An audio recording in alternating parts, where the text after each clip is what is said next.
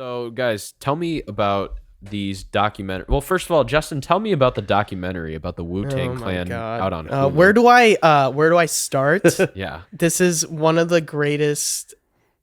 What do you call it? It's called a drama. A biopic. It's a probably. biopic. If it's kind of like based on real people. Yeah, it is. And it's kind of like about their life. Yeah. They call those biopics usually. Yeah. So it's specifically following the RZA through his thought process of creating Wu-Tang, bringing all these people together. Yeah. Raekwon and Ghostface Killah actually almost killed each other at one point. It's absolutely nuts. So that's in season 1, and then now in season 2. It's a series? It's a series. With seasons. Amazing. I need to check that out. It's Because so good. usually these are just like a movie, you know? Yeah. But if we're talking a series, Yes. I mean, I guess that makes sense because Wu-Tang's history is crazy and Right.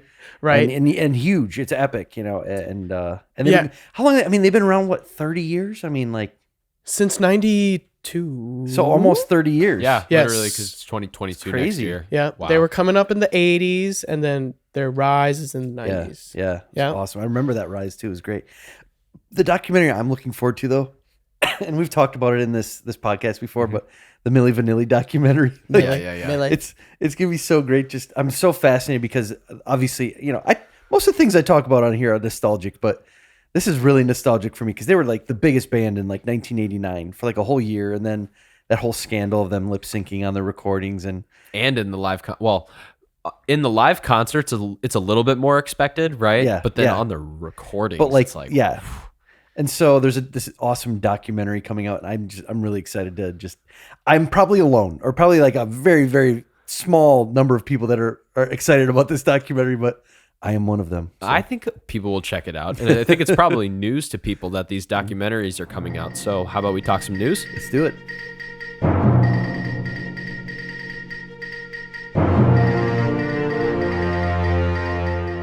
All right, Casey, tell me what's happening in music today. Well, the big item this week is the Super Bowl 56 halftime show, and I'm really excited for this one. Oh my God, I'm just giddy when they announced who it was. Usually I'm just like, oh really, that pop star who's, you know, was big 5 years ago and they're just trying to stay relevant, but this upcoming Super Bowl 22 is going to be headlined by Dr. Dre and all the Dr. Dre like disciples. So Snoop Dogg, Eminem, Kendrick Lamar, and then there's also Mary J. Blige on here as well. So the Super Bowl is in LA. So it's kind of they wanted to give like an homage to LA or whatever. And so I'm really excited about it. Even though Eminem is a Detroit person, Mary J. Blige, I believe, is New York. It's still them. The only one missing I thought was interesting was 50 Cent. He's a disciple of the Dr. Dre tree of rappers, and he's not on this. I was actually surprised when I didn't see his name on there, but Yeah, it's very interesting. so yeah, it's at the new SoFi Stadium in LA, in Inglewood, Los Angeles. It's a multi-billion-dollar football stadium that the Rams and the Chargers both play, which is it's amazing when you see it. And that airs on Sunday, February 13th on NBC. It's a Pepsi halftime show. Rock Nation is one of the producers of it, and that's Jay-Z's company, so I thought that was interesting. But yeah, this is exciting. Well, it's definitely dissolving of the beef between the East and the West. I mean, like that's, I mean, obviously it's been over for a while now, but the fact that they were like all working together and then no one's talking about it anymore. There's definitely no East-West. If anything, it's actually probably brought some of them closer together. Like if I think about like Nas and Snoop Dogg, like now that the whole shit is done and people have died or gotten shot and Pac died, it's like, man, I think they realized how like bad it was and how like unnecessary the beefing was.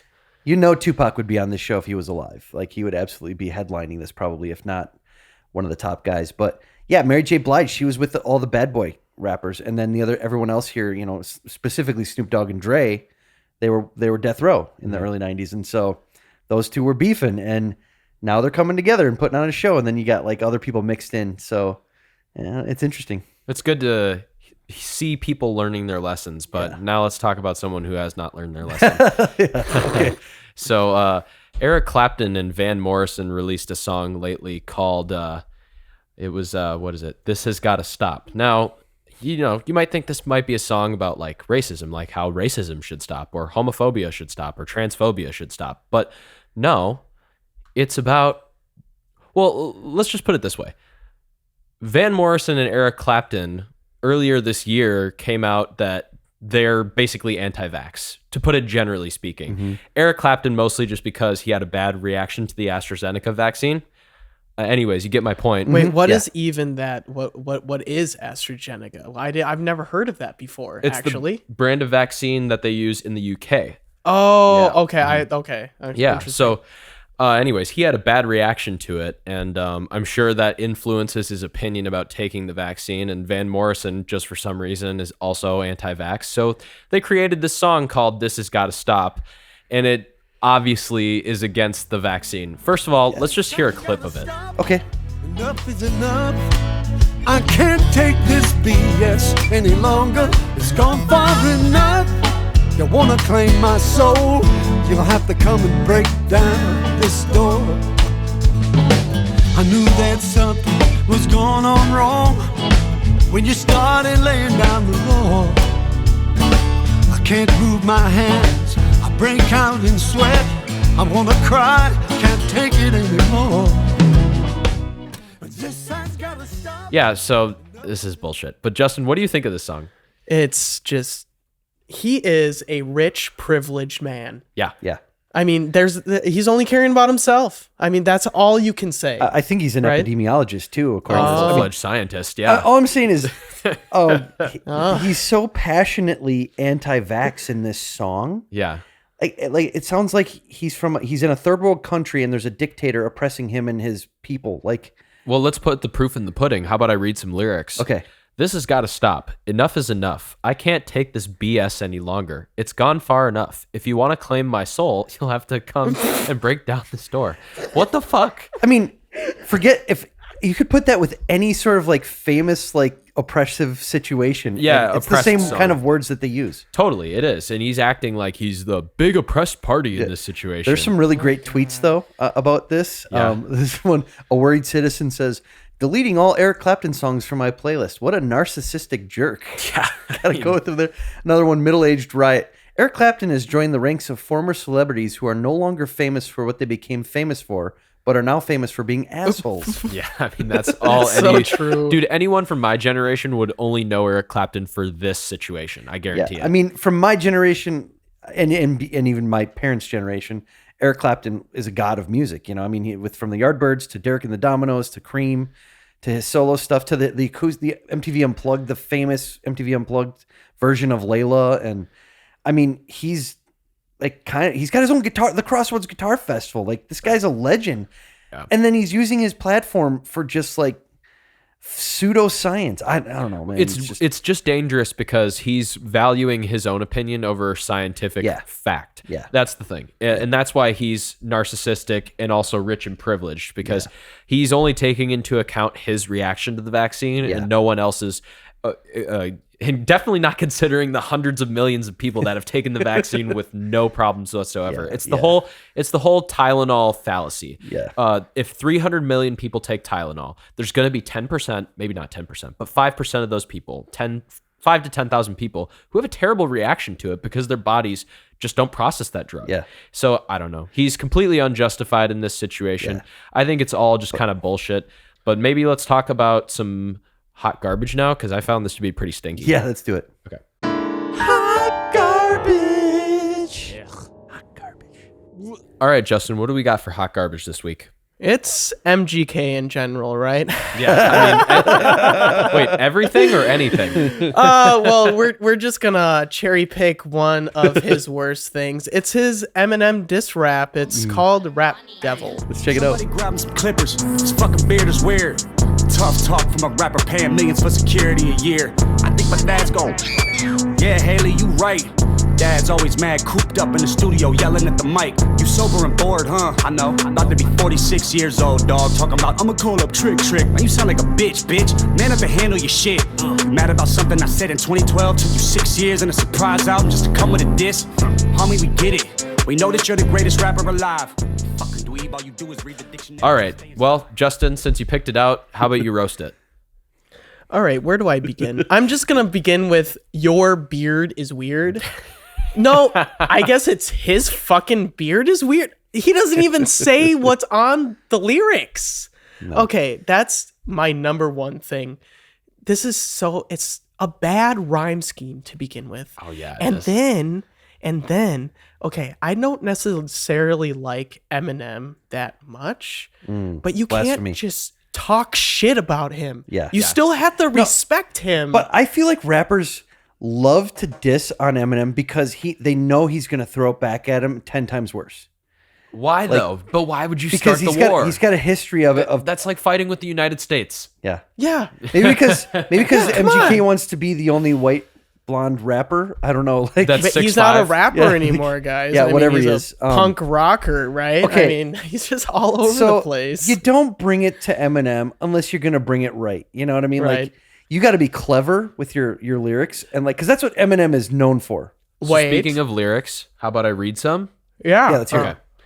Oh my God, Ronnie. Somebody grab him some clippers. Zzz.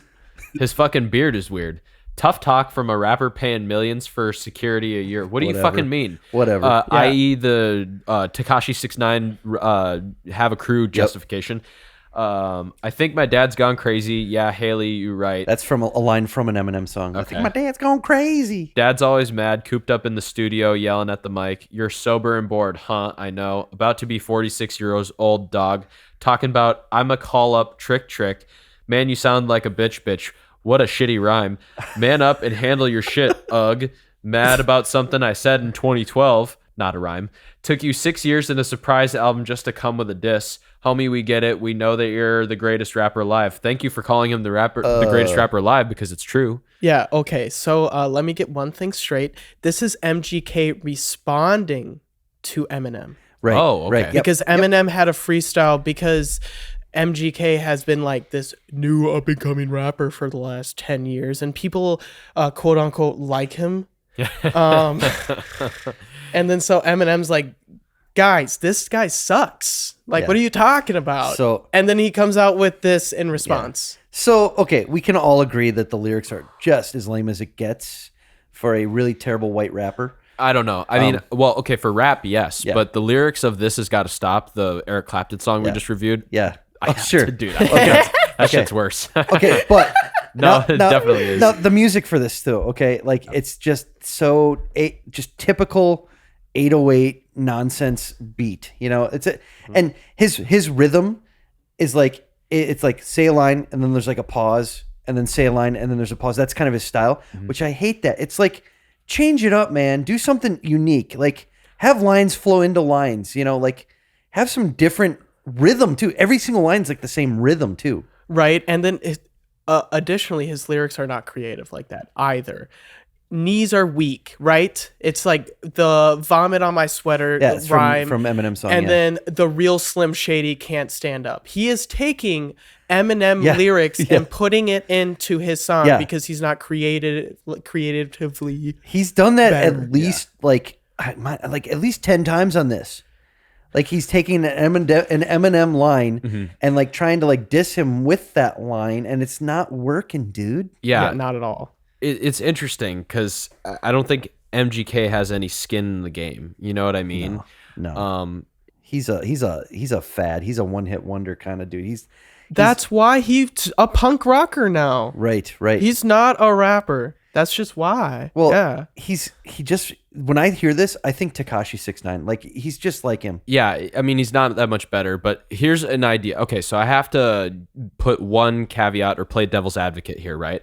So his rapping quality is not that different from most rappers. Let's be honest. Like the words per minute and the pronunciation of those words is not different, or it's actually better than most of these mumble rappers. And honestly, the beat is not any different from any mumble rap beat that I've ever heard. So here's the thing. If you dislike MGK, you also have to dislike all the other rappers who sound the fucking same, okay? This is where rap gets so hypocritical, and that's why I hate it sometimes. Because it's like, okay, you like one guy that uses 808s and has a shitty rhyme scheme and doesn't say those words clearly, and then you have another one that you hate. You like one, but you hate the other. It's like, stay consistent in your fucking understanding of this. You know what I mean? I agree totally. And I hate them all. So, there we go. I like more. I'm more of an old school guy, and like, and exactly. and those gems that pop up here and there, like the new Nas album and like Talib Kweli, like stuff like that. Like that's the good stuff. This is garbage, man. He's not trying. No, like he's not pushing out lyrics. He's not expressing himself. And musically, he's not trying. No, he just wrote down lines, whether they rhyme or not, as you pointed out. Yep. He doesn't care. He's just trying to be clever. He's not successful in being clever. Yeah. And it's musically not very captivating, and it's boring. I totally agree. And I think overall that we've said enough about this because it's such a piece of shit song. But how about we maybe try to find better music in today's top hits? Let's please do it. Let's pray.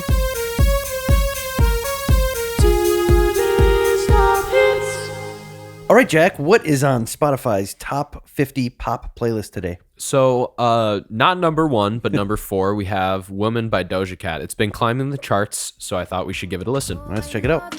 Unappreciated, you see, you can reciprocate. I got delicious taste. You need a woman's touch in your place. Just protect her and keep her safe. Baby, worship my hips and waist. So feminine with grace. I touch your soul when you hear me say, boy, let me be a woman. Let me be a woman. Woman, woman, woman. I can be a woman. So, pretty cool song. I mean, I like the beat.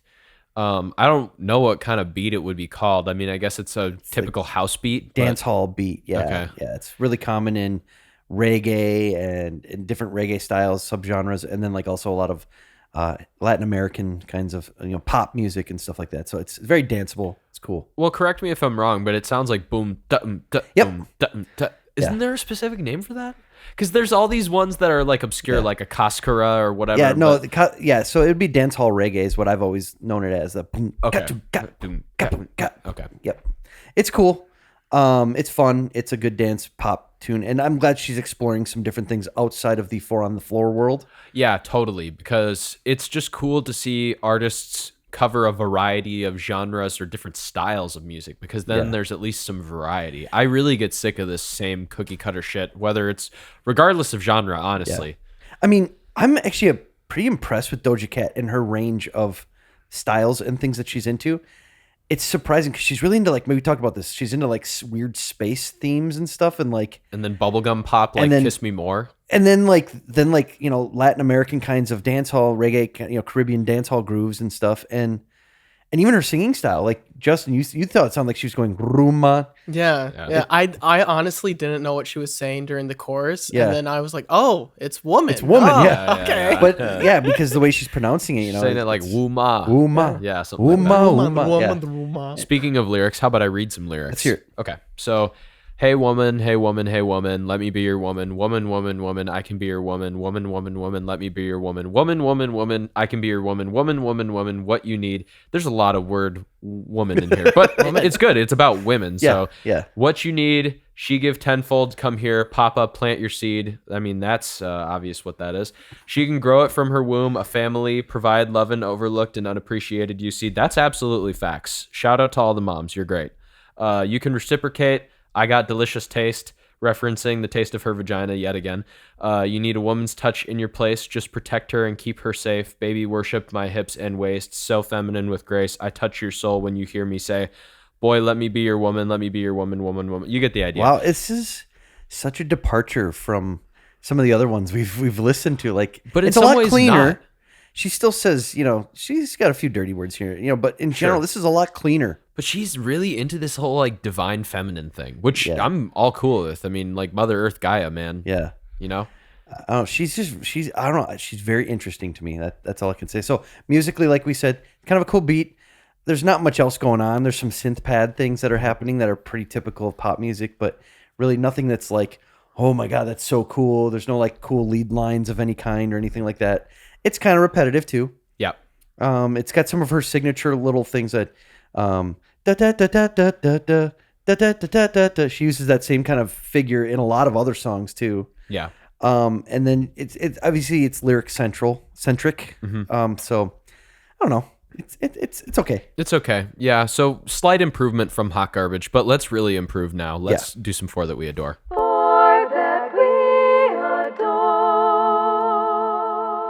All right. So, Justin, can you tell us a little bit about our four that we adore today? Because we're doing something a little bit different. Yeah, we're going to be focusing on rap exclusively. Cool. Okay, very cool.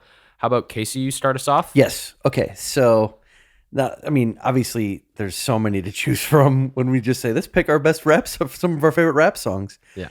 But one that kind of came to mind that I just think this guy's so underrated and it really sucks because he should be a household name and he's not quite that. He kind of is, but not really.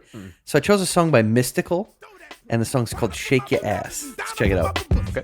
You think I'm tricking, bitch? I ain't tripping. I'm buying if you got nice curves for your iceberg. Bringing here, I'm not gonna like it, do something to me. Hope this indecent proposal make you do something with me. Fuck $1, girl, pick up 50. And fuck a coward, girl, you need a real nigga. Off top, knickerbockers hurting shit.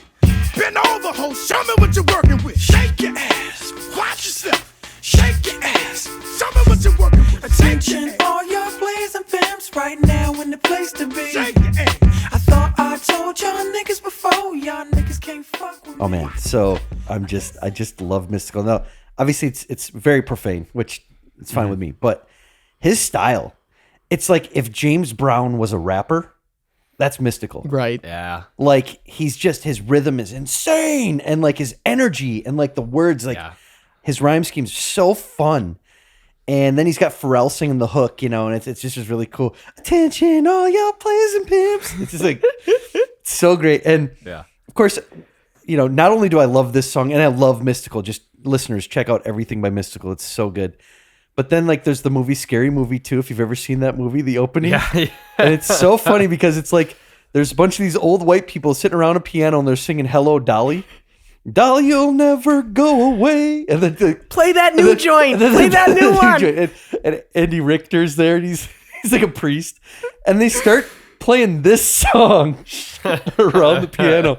It is one of my all-time just like favorite scenes in a movie. Like it's so great, man. It's amazing. Oh, so fun. Yeah, what a wonderful. Speaking of movies, I mean, Mystikal is also the joint in Mac and Devin Go to High School, the Right. Wiz and Snoop Dogg movie. Yeah, Blockbuster. Yeah. dude. Literally. Amazing, man. Straight to video. Yeah, so like I said, man, I just think Mystikal is so talented and so underappreciated. So that's my pick for four that we adore. Jack, what do you got for us this week? So what I picked was I picked a rap song as well, but I kind of am always leaning towards pop a little bit. It's you could call it a flaw in music if you wanted to, but the song I chose is "You Got Me" by The Roots featuring Erykah Badu. Nice.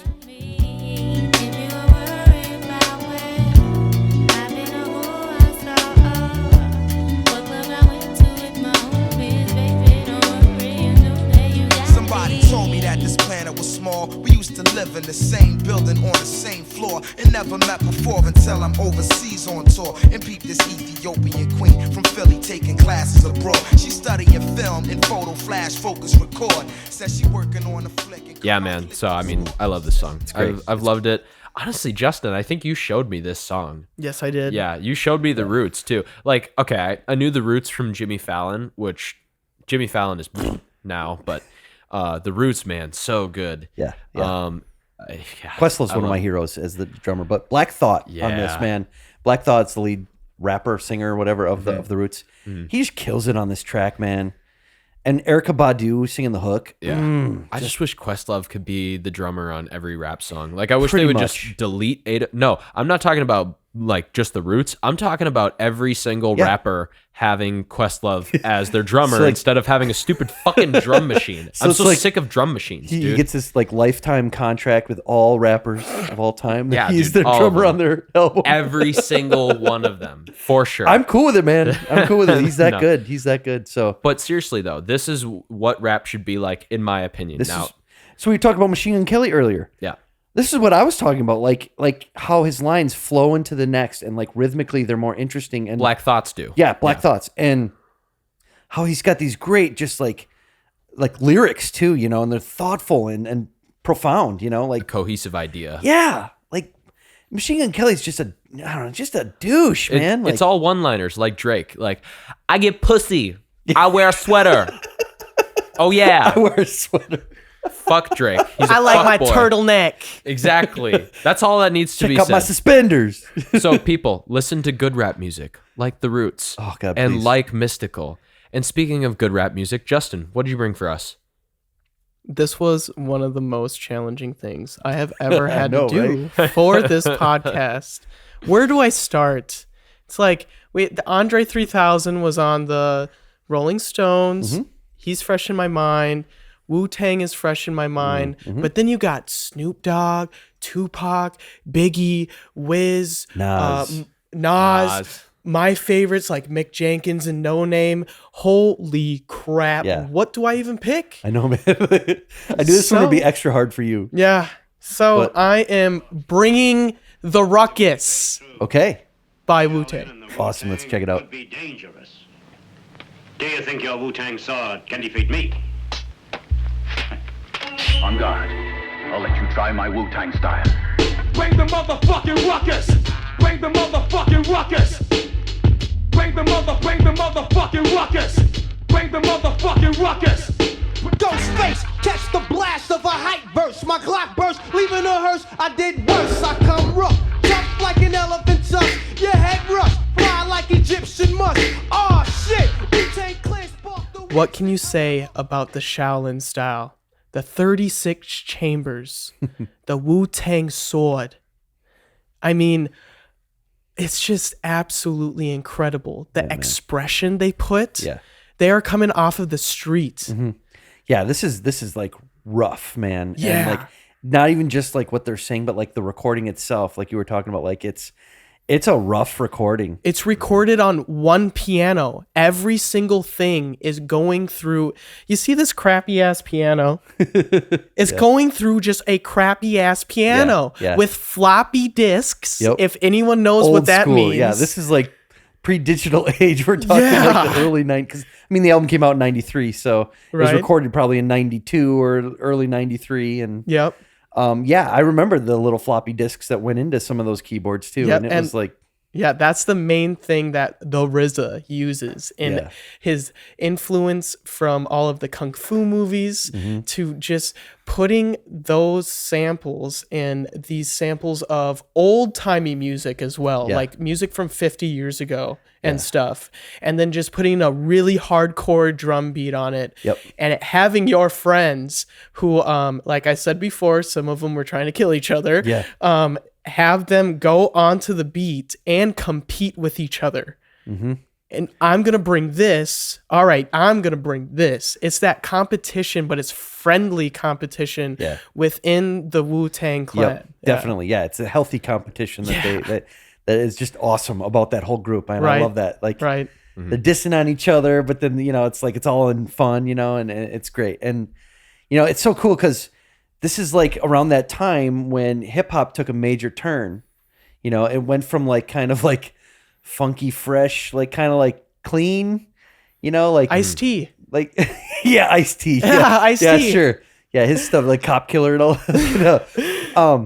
Oh, wait, But, like- this is good. but, It like- went from Ice-T to Ice Cube. I'm talking like the New Jack Swing kind of. There's like that New Jack Swing stuff, like Right, yeah. like Boys to Men and all that, like kind of hip hop, Right. Even before them, and like this is like when like Dr. Dre hit the scene, with Death Row and all that, and like these guys were right in there, like right in It that was history. right after. So Right. in the documentary, they're just beginning to record and write all of the stuff. Yeah. And they're listening to Cube and Snoop Yep. and Dre and everything like that. Yeah. Awesome, man. Great pick. Really great pick this week. So, hey, what about the one that we all chose? What did we all decide on this week, Jack? So the song we all decided on this week was the song Glamour and Glitz by A Tribe Called Quest. Let's take a listen. To the south, to the east, to the west. I don't discriminate, boy, I bring it to your chest. If you oppose, then your soul will decompose. Strive to get money and I'm not no hoe. Fresher than the air that you're breathing through your nose. Filler than the kicks that you putting on your toes. You can ex bold, but yo, that nigga don't know about the dominant factor, the accurate rapper. Here's the next chapter, page 95. Niggas so hard, it's a wonder they alive. But yo, we still survive through the danger that lurks. My eyes remain wide while you ass like irk. I was a big proponent of choosing this song It is not one of their popular songs. I was actually looking on the Spotify to see where it would be on their artist list, and it's around 55. But just the meaning of this song is absolutely insane. It's the name is Glamour and Glitz, and they're saying, don't pay attention to the materialisticness of life, of the hip hop, of all of these people just saying, wear these chains, do this. And he's saying, I'm not no hoe. Yeah. Because it's like, what else can you say with this? I mean, it's just so fucking good. Yeah. I mean, first of all, it's a tight jam. Like the beat is great. Like their rapping style is awesome. It's that early 90s old school sound that I'm always going to love that, man. Like that's just part of it. And these guys were the opposite of like Dre and, like Bad Boy and Death Row, because those guys were very materialistic. They're singing about like, I got this, ride and that chain, all this stuff, which is cool too. I'm cool with that, whatever. But Tribe Called Quest and a lot of other groups around this time, there's this like counter to that. And these guys were at the forefront of that movement of the non-materialistic, more like the thinking more poetically, thinking more deeper about things, and like that's what they're singing about. And then in their album before, or was it the 2 albums before? It's called Midnight Marauders, because they're marauding at midnight for ears. They're having their sound. They're stealing your ears. Yeah. Because their sound is so good. And then that brings me to Q-Tip, who's the person rapping on this. And his rap name is Q-Tip because you're cleansing your ear with his rap.